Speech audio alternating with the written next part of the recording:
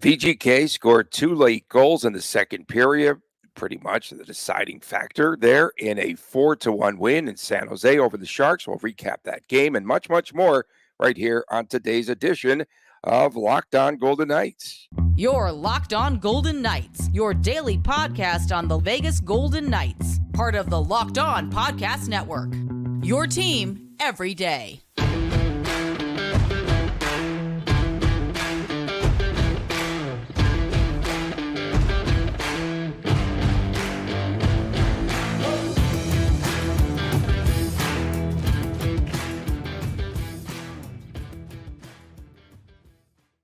Hi again, everyone. Tony Cardasco and Chris Golick. We come to you from Las Vegas. We appreciate you tuning in. Thanks for making us your first listen each and every day. Find us wherever you get your podcast. And please subscribe to our all-important YouTube channel, Locked On Golden Knights. And we are brought to you today. Today's episode brought to you by Jase Medical. Empower yourself when you purchase a Jase Case, providing you with a personal supply of 5 antibiotics that treat 50-plus infections. Get yours today at jasemedical.com. That's JASE medical.com. With VGK and San Jose last night, Chris, they were deadlocked at 1 apiece. Through nearly 2 periods of play, suddenly the ice began to open up late in the period. In that second period, VGK scoring twice. They had, within 53 seconds, a pair of goals. Nick Hague first on a Hager bomb, if you will, going 5-hole. And then after that, we saw Nick Waugh scoring with 36 seconds remaining in the second period. That pretty much decided the game, that little spurt there by VGK. Yeah, I mean, I was digging up my preview from Vegas Hockey Now, and I mean, Golden Knights face an opening night roster with 50% turnover from last season. Expect the Sharks to press early. The Golden Knights can win tonight's game by outclassing the Sharks. Opportunities will present themselves. And that's exactly how this game wins. I think first, credit the Sharks. They did play pretty well for about the first 37 minutes of the game. They were keeping the Golden Knights slow in the neutral zone, something the Kraken were unable to do on Tuesday nights. Golden Knights had a hard time finding space out there. And then as the game progressed, all of a sudden, boom, boom, 2 quick goals. And then all 3 goals, the second, third, and fourth goals were less than 4 minutes of true game time apart from each other. So it shows right there, the Golden Knights, they didn't press too hard. They didn't do anything outside of their game. They stayed within their game. And this is just an example of how the Golden Knights can handle these tough games on the schedule. I say tough games on the schedule because sometimes teams do play down to other teams when they have a lot of rookies and youngsters, or when a team just isn't that good. And I'm not knocking the Sharks for once, just simply stating the obvious. They're a rebuilding young team that the Golden Knights can win just simply by not getting outside of their game. Imagine getting hit with the puck off of the stick of Nick Hague. That's what happened with 2:35 remaining. Alex Pietrangelo. Yeah, but he's going to get stitched up, I'm sure, and he'll be back and he'll be fine. But it's like, oh, they went through this game without any injuries or what have you. And then that blast, and Pietrangelo, yes, hopefully is okay. He got a nice gash on his forehead. It was unfortunate, and you don't want to see anything like that happen to anybody in any circumstance. And he popped right up, got right off, and I don't think he would have missed a shift. That's just how hockey players are. Michael Amadeo, as they called him on the Sharks broadcast, started off the scoring for the Golden Knights, and the Philip Zadina tied up that game. Those were those early goals in the contest. And, it was a pretty interesting game. I have to question the Sharks' structure. So they go, the power play unit, did you see again with the 5 forwards? It was so wide open and sloppy. They played 5 forwards on the power play to the Sharks. They had no one back defensively. They couldn't get shots on goal. They mishandled the puck. Just go with a traditional power play. This is why teams can't win, is because structurally they're not sound.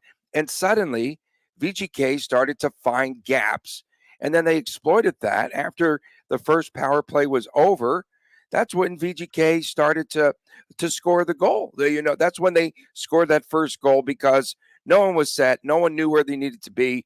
And it was just a mess, I think, for San Jose. That's why teams like the Sharks can't win. Newsflash, the Golden Knights goaltending and defense is pretty good. It doesn't matter if the Sharks would have had 5 forwards out there, 4 forwards, 1 defenseman, old school, 2 defensemen, 3 forwards. It just doesn't matter in a game like today. It's a new hybrid thing that teams are trying. But, the Golden Knights, they had a couple of really good rushes off of the penalty kill, which is what you're alluding to. And that actually started tilting the momentum in the Golden Knights' favor. So teams always want to score on the power play. That's not a good take. But the power play can serve multiple functions. We've talked about this many times on the show. As long as the power play is generating opportunities and tiring out the other team's top 2 defensive units or top 4 defensemen, it's a good power play. And the Golden Knights had a pretty good power play in the game. They couldn't convert. They haven't converted on the season yet. Not too concerned about that, but it still wears down the other team just a little bit.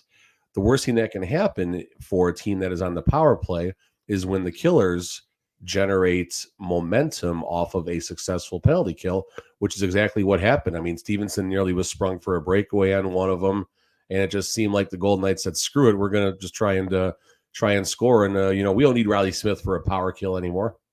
Okay. We did have that 4th goal by VGK, and that was the one and only Braden Pahal.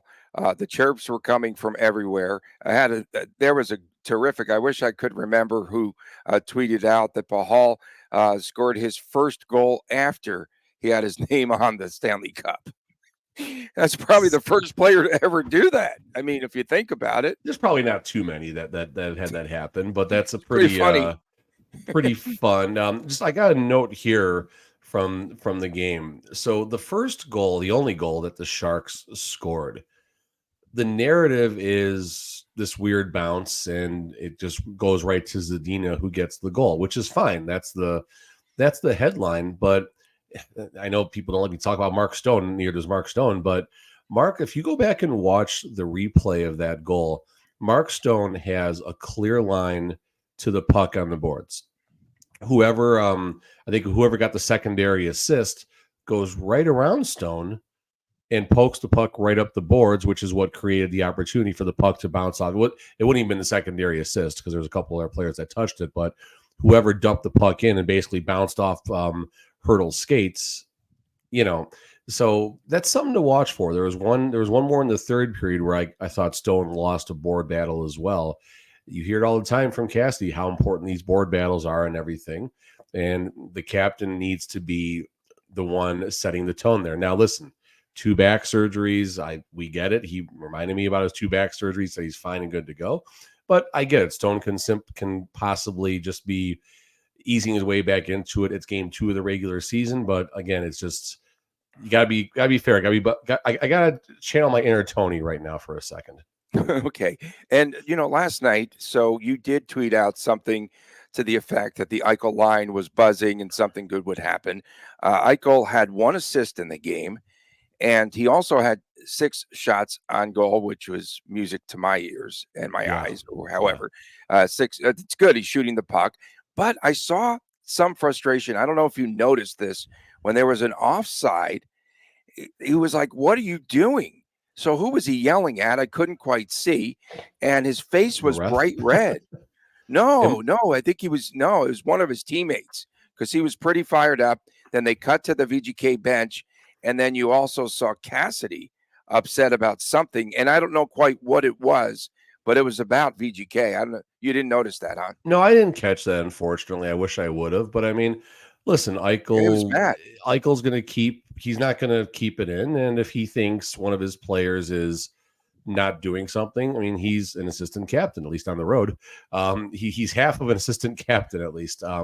So it's his job to speak up, and starting with himself, hold everyone to equal accountability. And, if for some reason March is so, or Barbashev was docking it, entering the zone or something, again, and being a bit lazy, then fine. That's Eichel's job. That's what his job is. And if Cassie didn't like it, I mean, the more of these games you watch, guys, and the more of the games we watch, you see how small the margin is from victory and defeats. And one simple seeing eye play can be the difference. And these players are so good. Even the Sharks, who are not going to have that great of a season, you're still talking some of the best players in the world. So, to win a Stanley Cup, to go deep in the playoffs, you need to be on your game every step of the way. And if Eichel wants to give the business to somebody because they were dogging it, getting across the blue line or something like that, good for him.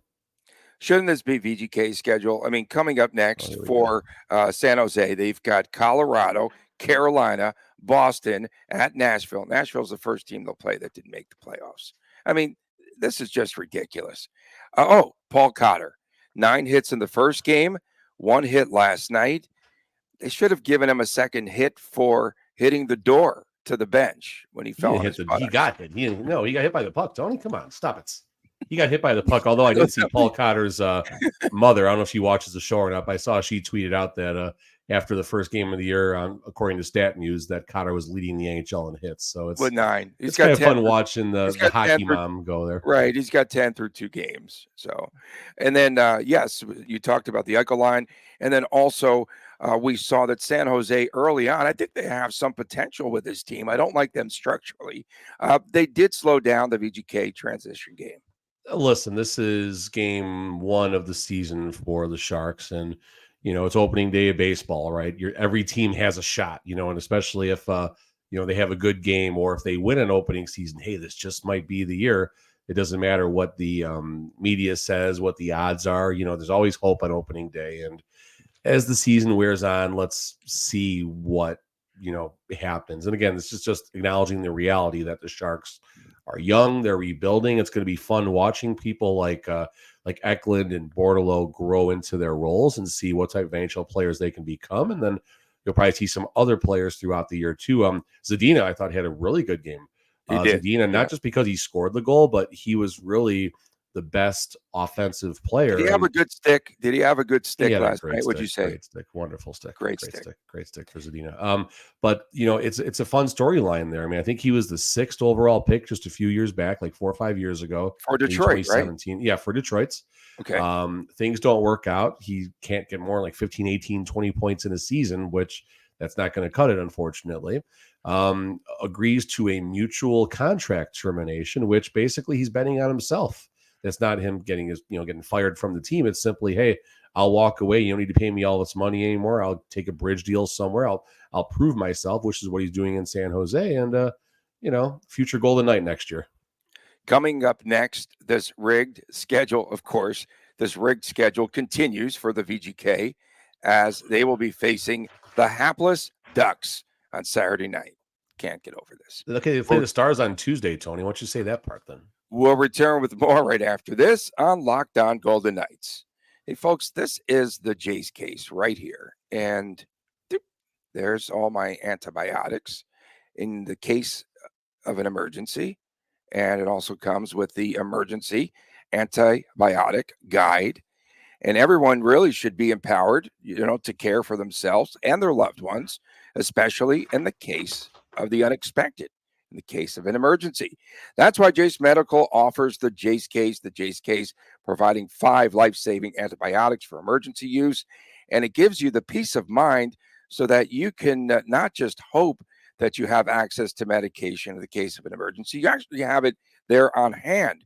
Jase Medical makes sure that you have the medication right there in hand.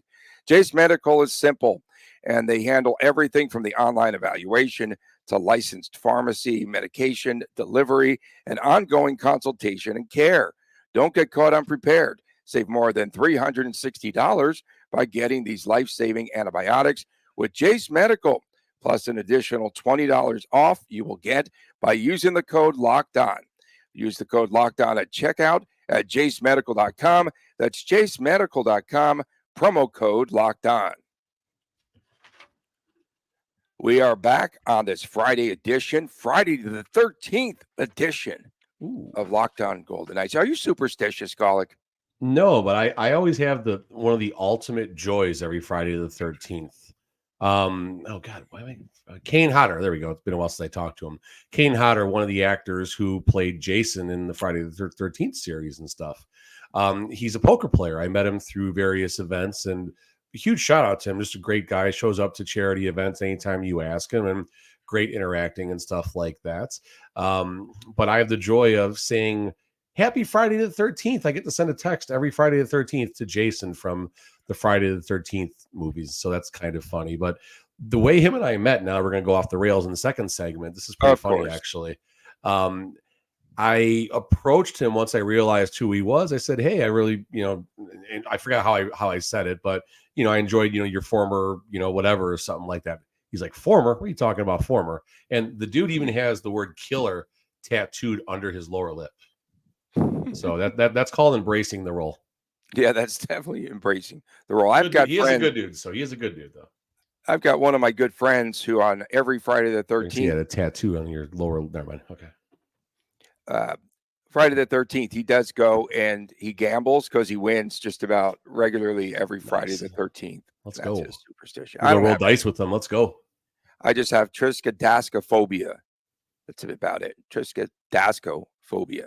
The Ducks. Let's talk about them. They've got a new head coach in Greg Cronin, and we have the departure of Dallas Eakins. Okay, Eakins. Really, thank you. I just couldn't get that out this morning. And so this was the head coach of Colorado of the AHL team, and he's got a lot of issues to solve. 31st in goals per game a season ago. Some new additions. So they've got your guy there, Radko Gudas from Florida. He's fun. They also got Alex Killorn, who is on IR, unfortunately. So they could have used him. They've got Ilya Lyubushkin defensively. Robert Hagg they picked up. They picked up some decent pieces. This is a young team again, like we've noticed. And one of the players I like, of course, the Paisano, Frank Vetrano. He had a career season last year, by the way. But this will start the 30th anniversary season for the Ducks. Any potential this season for Anaheim? I mean, listen, John Gibson faced 39.1 shots a game. Gibson is a good goalie. Like I dog him all the time on the show, and it'll probably going to happen tomorrow night, honestly. But, Gibson will have a great, 30, 35 minutes of the game. Then the floodgates just seem to open. And, it's the pitcher with the no hitter that winds up getting shelled and giving up 6 runs in the bottom of the 7th or something like that. That's what John Gibson has happened to him. And it's not just his fault. The shots keep coming and coming and coming in high danger chances. And eventually the floodgates are going to open in spots like that. So with Lyubushkin coming in, with Gudas coming in, that's a lot of experience on the blue line. We'll see what Zegras, Drysdale, McTavish, Troy Terry, all of these weapons, so to speak, how they can mesh and develop. I mean, a lot obviously is on the trio with the 3 rookies I mentioned a second ago.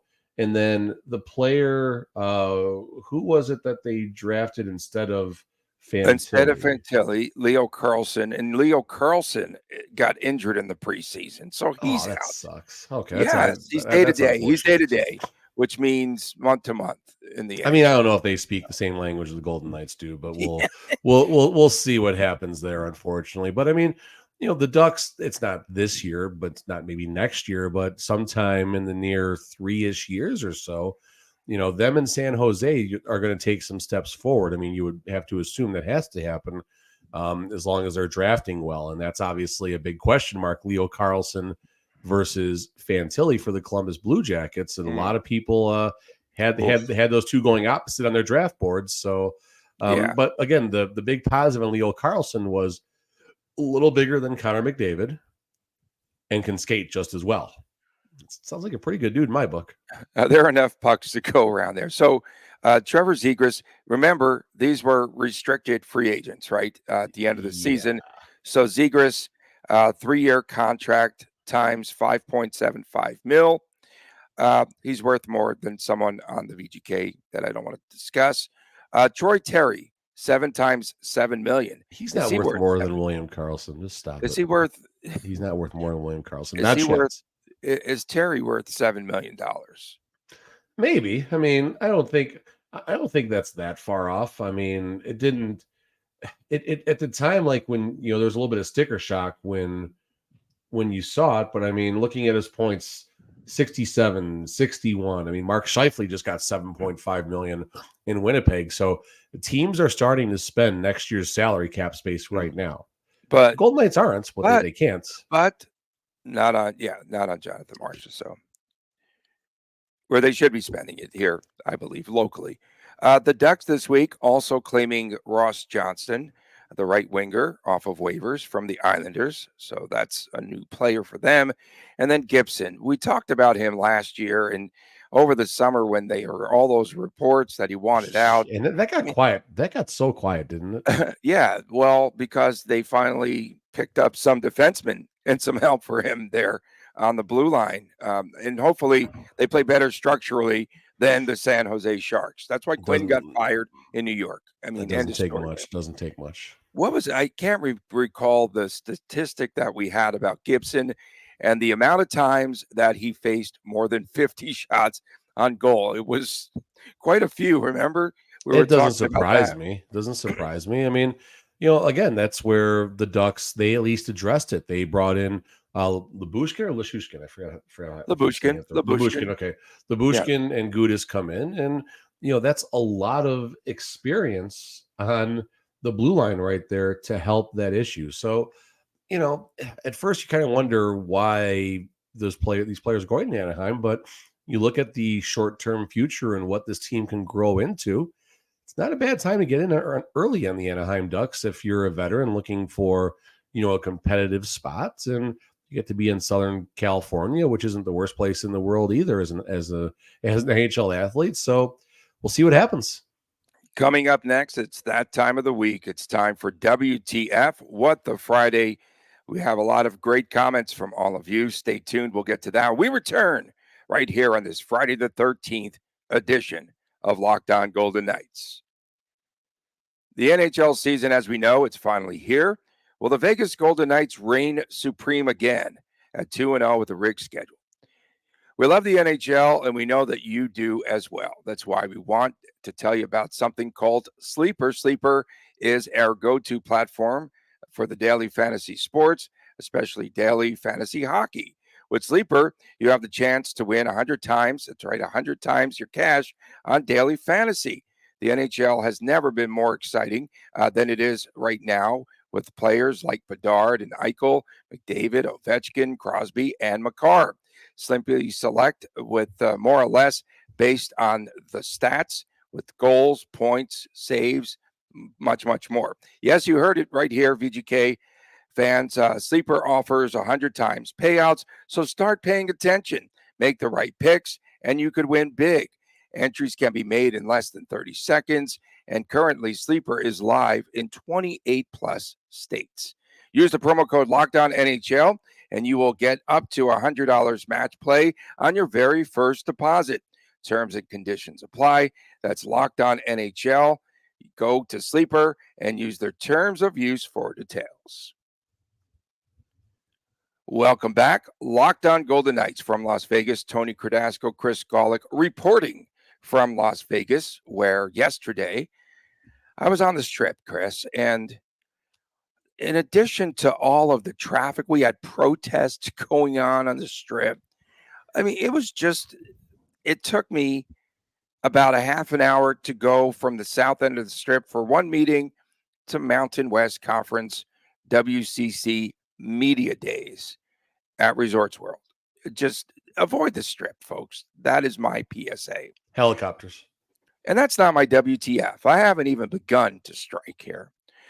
If you are a reporter from out of town, you might not know who in the world Bruce Cassidy is speaking about because he uses nicknames. I have a little bit of an issue of this with this in year two. Okay, you said, what did you tell me beforehand? Pahal is Pickles? Oh, yeah, so Pickles had the puckle. Like, what are we talking about here? You got Pav and you got Carly, and it's not even Haig. He calls him Hag. He calls him a hag. Hager.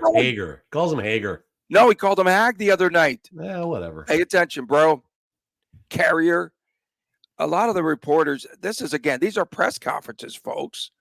It's not okay. It's great for the cutesy guys there, like in the pressers locally here in Vegas. The out-of-towners are, who in the world are you talking about right now? WTF. Whatever. So I had a different one to bat leadoff. I just found one. So after the San Jose Sharks lost, this is how much we prepare. They tweeted out, "We can still go 1-81." when they meant to say we can still go 81-1. So that was pretty funny. And the Sharks Twitter played it off. They said, if you saw the first post, no, you didn't, with an upside down smiley face. I don't really get what that means. But in the spirit of names, so this is kind of good. I was tilted about this. I was watching the Golden Knights Kings final preseason game. The Jonathan Marchessault was being referred to as March A show. March A, like Canadian A. March A show. What the heck is, sorry, I almost did it right there. What the heck is going on? Like I get it. Some of these guys, like Marchessault, it's a strange name, fine, whatever. But this is the type of thing where when you are getting probably a nice salary to call an NHL game, like how do you get that wrong? March A show. Who is that? So WTF to whichever Kings broadcaster does not take his craft seriously. Well, yeah, they have an NHL folks pronunciation guide that they do send out. So they have that, or they have YouTube where you spend 30 seconds, before the game starts going through. They should also know who the Conn Smythe Award winner is, right? And that's fair too. I mean, right? In all actuality, and yeah, Amadeo was a good one last night. Lewis Gregory tweets out, what is going on with the Nighttime Plus app? I saw a lot of complaints last night. Can't touch the controls with the app unlocked, or it starts the video over. The subtitles can't be turned off, and the casting sometimes works. WTF. Did you see complaints last night? I know there's going to be. It's been every night, and it's. I mean, you want to cut some slack because it's the first time, but in the same breath, it's a paid service, and it's $70 for the year. Or if you're doing individual games, it's what, $7 or something like that. And I mean, that's a fair amount of money, and I get it. And it's just about the want and desire to watch your hockey team play, and that's something that you would think could have been worked out. I don't know how this stuff works and how the technology works, but I mean, yeah, that shouldn't happen. Good WTF here. WTF with the Golden Knights defense and goaltending for the first two games here. Both goals that were scored were pretty fluky, kind of strange bounces right in front of the crease that just found someone wide open. Hill and Thompson didn't give up any cookies or anything like that, didn't give up any weak goals. And, it's a really good start despite being down. Alec Martinez and Zach Whiteclub, two of the best stay-at-home defensemen on the team. So, credit Ben Hutton, credit Pahal, possibly Korzak if we're going to have to see him come up, if Pietrangelo, if that head injury is going to be anything noteworthy. Hopefully it's not, besides some stitches. He'll wear a bubble for a week or two, and that'll be that. But great shout out for the Golden Knights defense and goaltending. And yeah, here we go. Even WTF. Being shorthanded, WTF. As soon as state-run media started complaining about bad ice on the San Jose goal, I switched over shortly thereafter to the San Jose feed. WTF. From Tyler Hillman. Did they really, Tony? Did they really, Tony? Just okay, keep going. Okay, keep going. WTF. It's Friday the 13th. You get away with a lot on the show. WTF. You get away with a lot, period. But yeah. WTF is with having Ron Bjork called up over a Brisson type. WTF. That's a good point, man. Oh, yeah. Listen. Oh, where's Ron Bjork going to play? Or sorry, where's Brisson going to play yesterday? Your boy, Willie Karlsson, also got an A when they announced the Silver Knights captaincies there. So they gave him honorary. Jake Bischoff. Oh, wait, what? What are you talking about? You think Karlsson got an honorary A for Henderson? They gave him an A just because, and Henderson too, because he's so revered. He's just the best. Tony. WTF, did we ever find out if Mark Stone was an official collaborator on those rings? WTF. Remember Foley said, we're just going to hand it off to Mark Stone. It'd be a fun question. WTF here we go. Leon Draisaitl, Stanley Cup or bust. Here we go. This is the year for the Oilers, and they get crushed 8-1. Draisaitl's out there being himself, just taking stupid penalties down the stretch because he's just being a baby about his team getting crushed. That's not leadership, folks. You lay an egg. That's what the coach said, and whatever, fine, so be it. But when you're making these huge statements, cup or bust, we're going to be motivated, whatever they said in that locker room when the Golden Knights knocked them out of the playoffs last year, flex brag right there, and they do that the first game. This, it's one game. We're not going to overreact there in Edmonton, but Edmonton does get a rematch against Vancouver Saturday night, hockey night in Canada. Can you imagine if Vancouver just goes into Edmonton and beats them like 5-1 and just blows them out? It's like, I like Connor McDavid. Everything else about Edmonton, I'm, whatever to that. But I like McDavid. I would like to see McDavid do well. But watching Leon Draisaitl, especially just being a big old baby out there, there's something very rewarding in that. So WTF Edmonton, good luck. Who was it? WTF. Who was it over the summer from Edmonton that said that they worked a lot on their defensive structure? And they were going to be much better defensively. I just remember. I'll have to look that one up. They were definitely enjoying some type of spirits or drinking out the 16 beers out of the cup. Not the cup. WTF from at Dan Ryan Wall Street. Raising the banner at 7:55 p.m. Puck drop at 8:20 p.m. at night. I know it's ESPN, but why not move one of the games to ESPN2? Age-old question here.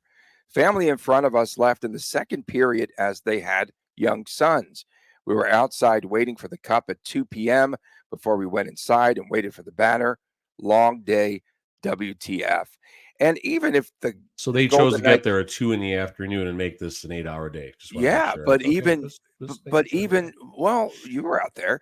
But even without, I had a special area, but yeah. But even without the cup, VGK, do they overdo it?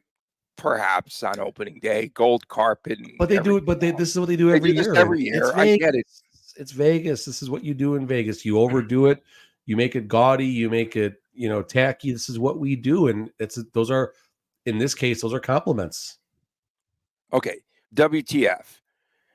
Isaiah Seville, who's not 6 feet tall, by the way. Isaiah Seville was placed on IR this week. WTF. Who knew? WTF. Who knew? No, I had no idea. That's unfortunate. So, Vekman and Papierny now to start off in Henderson, I guess. WTF. This one goes out to my man, Chris Golick. Oh, boy. Chris Golick, do you know the difference between a shark emoji and a dolphin emoji? WTF. They called you out on it too. Locked on Sharks. Locked on Sharks. You think I care? Like, seriously? It was a dolphin. No, I don't know. Listen, win 20 games this year, and I'll acknowledge you the right way. And then WTF, just one final shout out on the rigged schedule. Opened up 11-2 last year. Here we go again. Rigged. I want them to play. San Jose was a team that finished last. Why don't they play a last place schedule? And VGK should play a first place championship schedule. This is so stinking rigged. And we heard that Bettman was there in the house the other night. He should have been holding up the Stanley Cup out there and skating around on the ice as well. I mean, honestly, Tony, I'm kind of with you. I got the schedule right in front of me when you started chirping earlier. I'm sick of There's this. not that really many difficult. You got Dallas, and they're on the road when they are. Home. You got Dallas here at home. Like, okay, great. Yeah, I mean, like, I'm looking at this. I'm trying to find like a particular spot in the home stretch where it feels like, wow, this is going to be some real tough games coming. And in the offseason, Jack Eichel even said we had such a difficult road schedule last year.